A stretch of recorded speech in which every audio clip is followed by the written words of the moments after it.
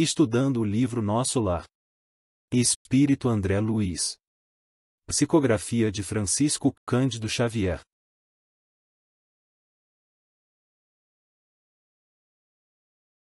Considerações iniciais. Continuamos analisando a obra de André Luiz, começando por esta grande realização do mundo invisível.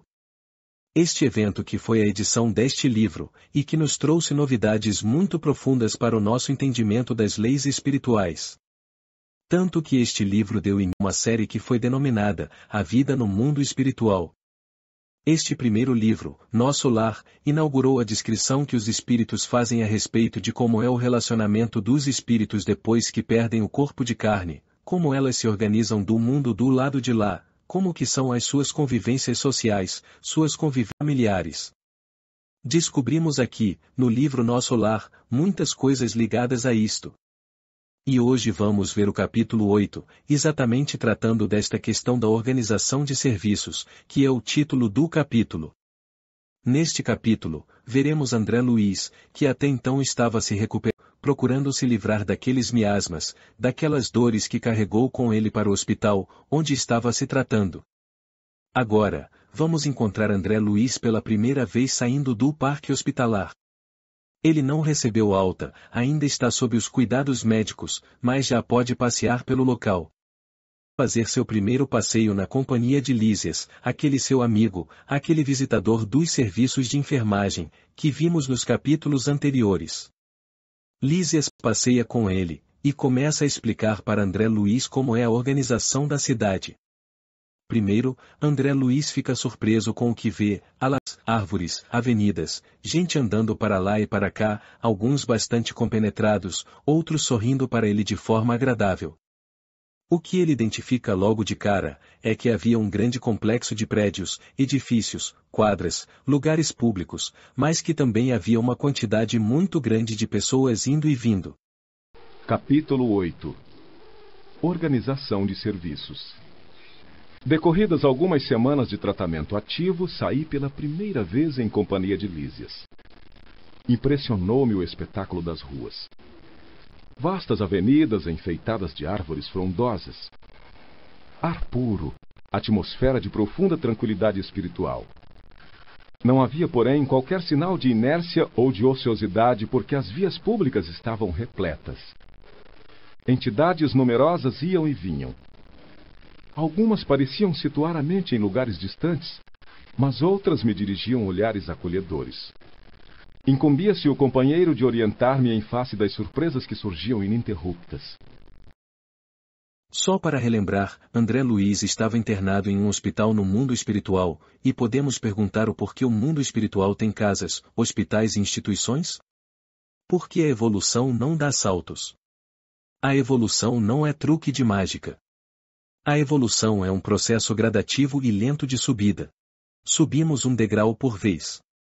Então, ele se sentiu melhor, se sentiu mais forte e saiu para caminhar na colônia, na companhia desse enfermeiro maravilhoso, essa criatura linda que é o Lísias. Por que André Luiz ficou impressionado? Porque além do cuidado dos habitantes da colônia, também cuidavam das árvores, da limpeza dos prédios públicos, da beleza dos lares.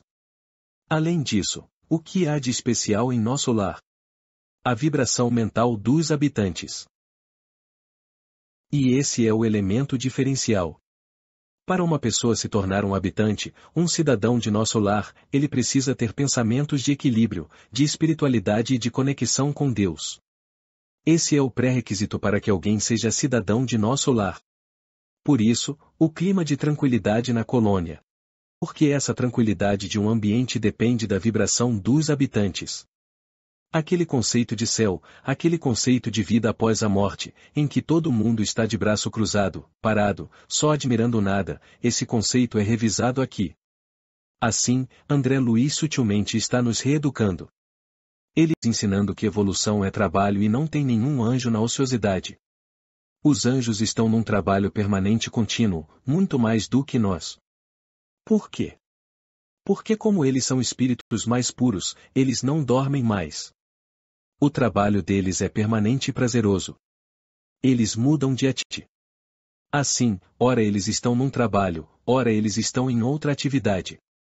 Assim, eles vão variando as atividades, mas eles nunca estão na ociosidade. Percebendo-me as íntimas conjecturas, esclareceu solícito. Estamos no local do Ministério do Auxílio. Tudo o que vemos, edifícios, casas residenciais, representa instituições e abrigos adequados à tarefa de nossa jurisdição. Orientadores, operários e outros serviçais da missão residem aqui. Nesta zona atendem-se a doentes, ouvem-se rogativas, selecionam-se preces, preparam-se reencarnações terrenas, organizam-se turmas de socorro aos habitantes do umbral ou aos que choram na terra. Estudam-se soluções para todos os processos que se prendem ao sofrimento. A colônia Nosso Lar é dividida em 6 regiões, 6 jurisdições, 6 zonas. Igual às cidades, onde tem zona norte, sul, leste, oeste. Lá são 6, porque é uma estrela de Davi. Então, cada ponta da estrela é um ministério. E cada cone ligado àquela é uma região que está sob a jurisdição daquele ministério.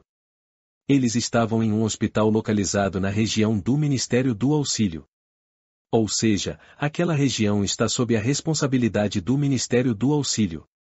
Observemos a racionalidade da organização de Nosso Lar, as pessoas moram perto do local onde ouvem-se rogativas. Rogativas de onde? Nossas, dos encarnados, as preces que fazemos aqui, eles recebem as rogativas lá no Ministério do Auxílio. O intercâmbio entre os espíritos e os encarnados é tudo de forma organizada. Nem sempre imaginamos o quanto que eles estão lendo agora, nesse momento por todos nós, para nos ajudar, nos serenar, para abrir os nossos corações, para que possamos receber o auxílio necessário. Há então em Nosso Lar o Ministério do Auxílio? Perguntei. Como não? Nossos serviços são distribuídos numa organização que se aperfeiçoa dia a dia sob a orientação dos que nos presidem os destinos. Fixando em mim os olhos lúcidos, prosseguiu. Não tem visto nos atos da prece nosso governador espiritual cercado de 72 colaboradores? Pois são os ministros de Nosso Lar. A colônia, que é essencialmente de trabalho e realização, divide-se em 6 ministérios, orientados cada qual por 12 ministros. Temos os ministérios da regeneração, do auxílio, da comunicação, do esclarecimento, da elevação e da união divina. Os 4 primeiros nos aproximam das esferas terrestres. Os 2 últimos nos ligam ao plano superior, visto que a nossa cidade espiritual é zona de transição. Os serviços mais grosseiros localizam-se no Ministério da Regeneração. Os mais sublimes, no da União Divina. Clarencio, o nosso chefe amigo, é um dos ministros do auxílio. A colônia Nosso Lar é uma estrela de 6 pontas. Imaginemos assim, temos 4 pontas, regeneração, auxílio, comunicação e esclarecimento, para aqueles recém-desencarnados que precisam da assistência da colônia. Os espíritos que estão reencarnando, que estão voltando, espíritos que estão desencarnando, os que estão no umbral, espíritos que estão encarnados e que precisam de auxílio. São esses 4 ministérios que atendem. Agora, o Ministério da Elevação e da União Divina são ministérios que estão conectados com as esferas superiores. Temos aqui uma grande lição. Qual que é a lição? Em toda a obra de caridade, é preciso ter um equilíbrio. Precisamos estabelecer uma conexão e um trabalho de assistência. Se a pessoa fica só no trabalho, ela perde a conexão. Se ela fica só na conexão, ela se torna alienada, porque ela não consegue mais perceber a dor daqueles que estão ao seu redor. Assim, temos que fazer um equilíbrio entre uma força que nos puxa para cima, e uma força que nos puxa para baixo.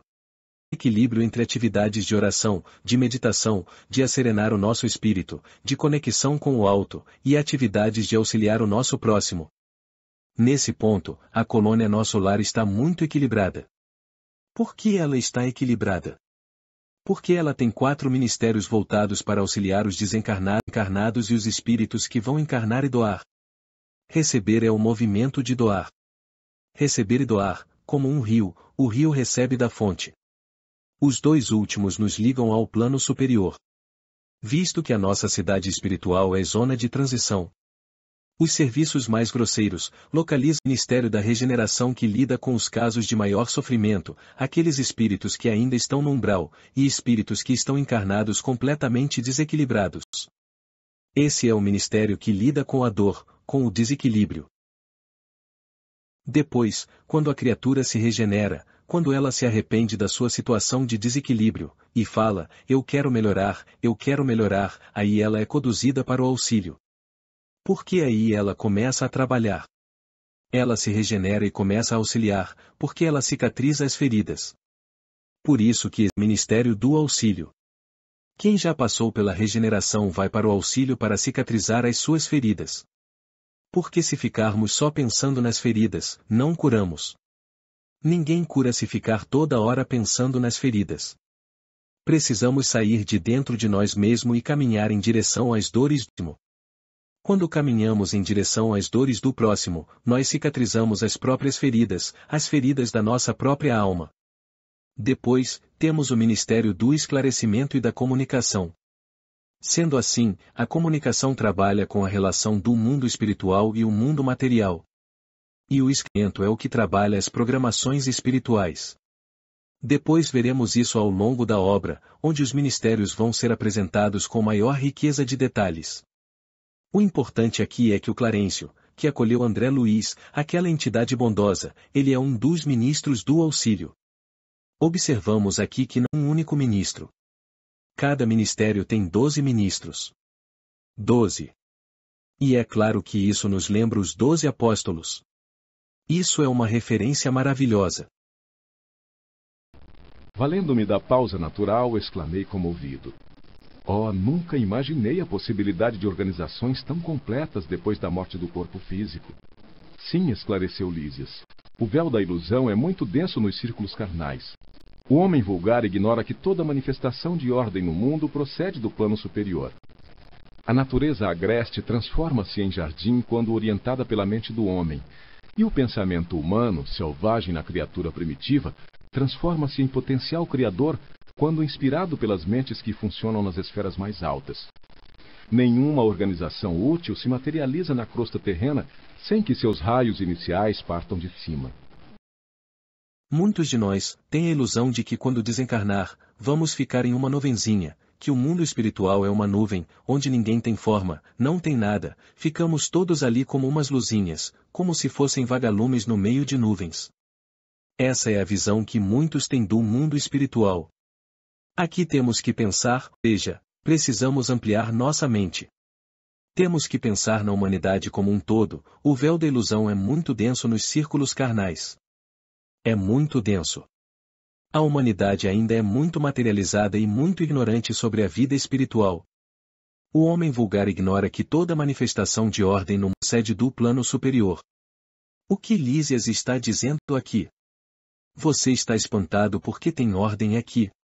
Você está achando que a ordem aqui é igual à ordem da Terra? Não. A ordem da Terra é que é uma cópia imperfeita da ordem do mundo espiritual. Por quê? Porque o mundo real, o mundo verdadeiro, é o mundo espiritual. O mundo espiritual é que preexiste a tudo. Se o mundo material acabar, o mundo espiritual continua como sempre continuou. Assim, na verdade, pensemos, na Terra há 200 mil anos atrás, na época em que aqui na crosta planetária tínhamos os primatas, já tínhamos esferas superiores extremamente organizadas. Por que foram elas que coordenaram a evolução biológica na Terra? A ordem desceu de cima para baixo. A evolução não acontece de baixo para cima. Ela é orientada de cima para baixo. É isso que Lísias está dizendo. Aqui ignoramos que toda manifestação de ordem vem do plano superior para o plano inferior. O progresso, ele desce do plano superior para o plano inferior. Uma instituição aqui, primeiro foi concebida lá. Inclusive as instituições do mal. O mal também está sendo planejado nas esferas inferiores. O bem e o mal. O mal é a maioria aqui na Terra. Mas, no universo o bem é a maioria. Sendo assim, a maioria do universo é de espíritos superiores e espíritos puros. O mal só é a maioria nos planetas de expiação e prova. E o que ele está dizendo aqui? Que toda instituição que se realiza na Terra, ela tem suas raízes no mundo espiritual. Os seus raios partem do mundo espiritual. Mas nosso lar terá igualmente uma história como as grandes cidades planetárias? Sem dúvida. Os planos vizinhos da esfera terráquea possuem igualmente natureza específica. Nosso lar é a antiga fundação de portugueses distintos, desencarnados no Brasil no século XVI. A princípio, enorme e exaustiva foi a luta, segundo consta em nossos arquivos no Ministério do Esclarecimento. Há substâncias ásperas nas zonas invisíveis à Terra, tal como nas regiões que se caracterizam pela matéria grosseira. Aqui também existem enormes extensões de potencial inferior, como há no planeta grandes tratos de natureza rude e incivilizada. Os trabalhos primordiais foram desanimadores mesmo para os espíritos fortes. Onde se congregam hoje vibrações delicadas e nobres, edifícios de fino lavor, misturavam-se as notas primitivas dos silvícolas do país e as construções infantis de suas mentes rudimentares. Os fundadores não desanimaram, porém. Prosseguiram na obra, copiando o esforço dos europeus que chegavam à esfera material apenas com a diferença de que por lá se empregava a violência, a guerra, a escravidão. E aqui o serviço perseverante, a solidariedade fraterna, o amor espiritual. Todas as cidades têm uma história. E as colônias espirituais têm história? Será que ela surgiu do nada? Num passe de mágica? Claro que não. Então, quem construiu nosso lar? Espíritos construíram essa cidade. A colônia espiritual lar tem uma história. Por exemplo, a colônia espiritual que fica acima da cidade de Atenas, na Grécia. Qual que é mais antiga? Essa colônia espiritual de Atenas ou a colônia espiritual que está sobre o Rio de Janeiro? Claro que é a colônia sobre a cidade de Atenas. Por quê? Porque a cidade de Atenas tem gente há mais de 2.500 anos. A colônia espiritual que está sobre a cidade de Roma, quantos anos que tem essa colônia? Mais de 2.000 anos. Então, a colônia espiritual de Roma também é milenar. A colônia Nosso Lar vamos ver que não, ela começou a ser construída um pouco depois do descobrimento do Brasil, no século XVI. Assim, quando começou o movimento do descobrimento, começaram a vir pessoas para cá, e os mais distintos quando desencarnaram, iniciaram a construção da colônia Nosso Lar. A essa altura atingíramos uma praça de maravilhosos contornos, ostentando extensos jardins. No centro da praça erguia-se um palácio de magnificente beleza, encabeçado de torres soberanas que se perdiam no céu. Os fundadores da colônia começaram o esforço partindo daqui, onde se localiza a governadoria, disse o visitador. Apontando o palácio, continuou. Temos nesta praça o ponto de convergência dos 6 ministérios a que me referi. Todos começam da governadoria, estendendo-se em forma triangular. A colônia começou onde está o prédio da governadoria e se espalhou e cresceu. Ou seja, o prédio da governadoria está no centro. Podemos imaginar um círculo no centro, e aí o que temos? 6 triângulos. Porque todos os ministérios começam da governadoria, estendendo-se em forma lar. Assim, se tem 6 triângulos, que figura é essa? Essa é uma figura da estrela de Davi. A estrela de 6 pontas, que é um grande triângulo com a ponta para cima, e um outro grande triângulo com a ponta para baixo. E aí temos o quê? 6 pontas, que são pequenos círculos. Esse é o formato de nosso lar. E isso nos dá uma ideia do porquê é importante nos atentarmos a isso. Na época do desenvolvimento do Brasil, havia muitos judeus em Portugal e na Espanha. Isso é um fato histórico. E muitos desses judeus e árabes também participaram das expedições que chegaram aqui no Brasil. E respeitoso comentou: ali vive o nosso abnegado orientador. Nos trabalhos administrativos, utiliza ele a colaboração de 3.000 funcionários. Entretanto, é ele o trabalhador mais infatigável e mais fiel que todos nós reunidos. Os ministros costumam excursionar noutras esferas, renovando energias e valorizando conhecimentos. Nós outros gozamos entretenimentos habituais, mas o governador nunca dispõe de tempo para isso. Faz questão que descansemos, Obriga-nos a férias periódicas, ao passo que ele mesmo quase nunca repousa, mesmo no que concerne às horas de sono. Parece-me que a glória dele é o serviço perene.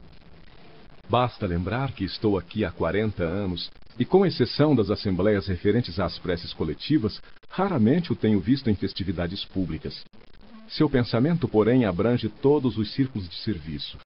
Sua assistência carinhosa a tudo e a todos atinge. Depois de longa pausa, o enfermeiro amigo acentuou. Não faz muito comemorou-se o 114º aniversário da sua magnânima direção. Calara-se Lises, evidenciando comovida reverência, enquanto eu a seu lado contemplava, respeitoso e embevecido, as torres maravilhosas que pareciam cindir o firmamento. Percebemos aqui que temos entidades de todos os níveis. O espírito do governador de nosso lar é um dos espíritos mais evoluídos da colônia. Uma entidade que não dorme, que trabalha o tempo todo, ele tem que ter um patamar de evolução muito alto. Por quê? Porque ele tem outros mecanismos de descanso. Por exemplo, vamos ver isso ainda aqui, que o governador de nosso lar se alimenta só pela respiração. Não são todas as entidades da colônia que conseguem isso. Ele quase nunca dorme, quase nunca tira férias, aprendeu outros mecanismos de descanso e trabalho. Isso aqui é válido para espíritos muito superiores, então, ele tem técnicas para meditar, para se acalmar, tem as estratégias dele, não vamos ser ingênuos, tem os momentos de prece, os momentos de meditação, os momentos de relaxar, de se alimentar, sendo assim, é de um outro nível.